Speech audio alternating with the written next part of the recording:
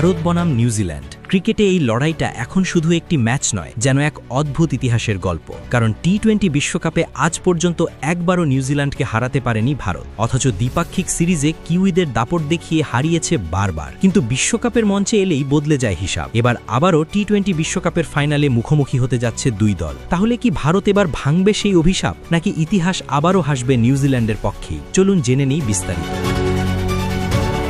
টি-20 বিশ্বকাপের ফাইনালের আগে ভারত ও নিউজিল্যান্ডের এই লড়াই ঘিরে বাড়ছে উত্তেজনা। জানুয়ারিতে বিশ্বকাপের ঠিক আগে দুই দল একটি টি-20 সিরিজ খেলেছিল। সেই সিরিজে স্বাগতিক ভারতের নেতৃত্বে থাকা সূর্যকুমার যাদবের দল 4-1 ব্যবধানে জয় পায়। অর্থাৎ দ্বিপাক্ষিক সিরিজে ভারতের আধিপত্য স্পষ্ট ছিল। কিন্তু সমস্যা হলো, বিশ্বকাপের মঞ্চে এই দুই দলের ইতিহাস একেবারেই ভিন্ন কথা বলে। টি-20 বিশ্বকাপে এখন পর্যন্ত 3 বার মুখোমুখি হয়েছে ভারত ও নিউজিল্যান্ড, আর প্রতিবারই শেষ হাসি হেসেছে কিউইরা। ফলে ফাইনালের আগে পরিসংখ্যান ভারতের জন্য কিছুটা অস্বস্তিকরই। প্রথমবার দুই দলের দেখা হয়েছিল 2007 সালের টি-20 বিশ্বকাপে। দক্ষিণ আফ্রিকার জোহেনেসবার্গে অনুষ্ঠিত সেই ম্যাচে নিউজিল্যান্ড আগে ব্যাট করে 190 রানের বড় সংগ্রহ করে। লক্ষ্য তাড়া করতে নেমে ভারত ভালোভাবেই এগোচ্ছিল, কিন্তু কিউই স্পিনার ড্যানিয়েল ভেক্টরির দুর্দান্ত বোলিং ম্যাচের মোড় ঘুরিয়ে দেয়। তিনি মাত্র 20 রান দিয়ে 4টি উইকেট নেন এবং শেষ পর্যন্ত 10 রানে ম্যাচ জিতে নেয় নিউজিল্যান্ড। যদিও সেই টুর্নামেন্টেই পরে পাকিস্তানকে হারিয়ে চ্যাম্পিয়ন হয়েছিল মহেন্দ্র সিং ধোনির ভারত। এরপর দ্বিতীয়বার দুই দলের দেখা হয় 2016 সালের টি-20 বিশ্বকাপে